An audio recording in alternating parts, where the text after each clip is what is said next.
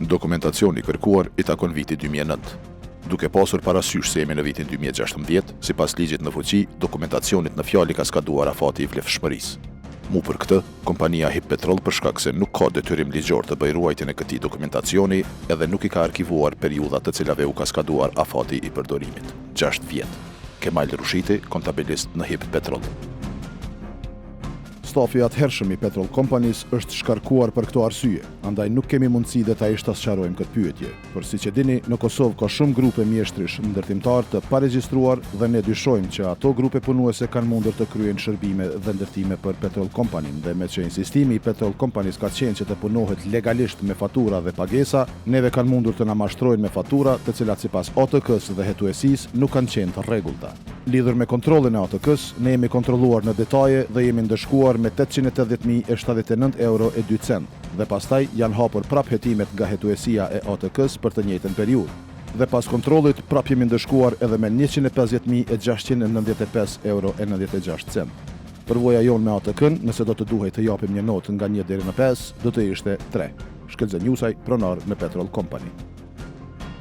Ne si kompani nuk kemi asnjë lloj njohurie se ka pasur firma fiktive të regjistruara dhe as më pak të kemi njohuri se kemi punuar me firma si kjo Lonicom, e cila qenë ka njëra prej tyre. Standard Benzi ka përfunduar me një kontroll rigoros të dokumentacionit dhe afarizmit të tij për periudhën 2005 deri 2011.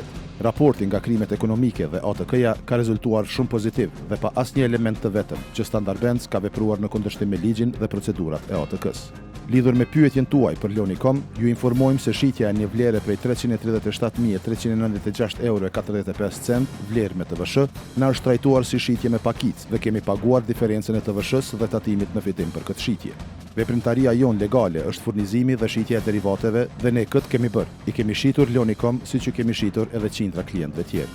Ne kemi vuajtur dënimin financiar dhe pagesën e tatimit në qarkullim e TVSH-s për faturat e Lonicom, të cilat kanë qenë shitje me shumicë dhe me një marzh të vogël. Kurse inspektorët e ATK-s këto faktura të Lonicom i kanë trajtuar si shitje me pakicë dhe kuptohet se kemi paguar diferencën e tatimit në fitim dhe TVSH-s për ndryshimin e formës së shitjes. Për këtë firmave tjera që ju i quani fiktive si Flaka.com, Yll.com dhe Lorlan SHPK, nuk kemi asnjë faturë të tyre dhe në librat tona të kontabilitetit nuk ekzistojnë si klient. Personalisht kam punuar shumë me inspektorët e ATK-s, njoh shumë prej tyre dhe kam konsiderat dhe i respektoj. Asnjëherë nuk kam parë dhe as që kam hetuar ndonjë tendencë për të kërkuar apo përfituar nga bizneset që unë i kam udhëhequr. ATK-ja dhe inspektorët e saj kryejnë punën me nder dhe profesionalizëm, por një vërejtje imja është që shumica e tyre dëshirojnë të dënojnë bizneset me çdo kusht. Selatin Redkoceri, kontabilist në Standard Benz.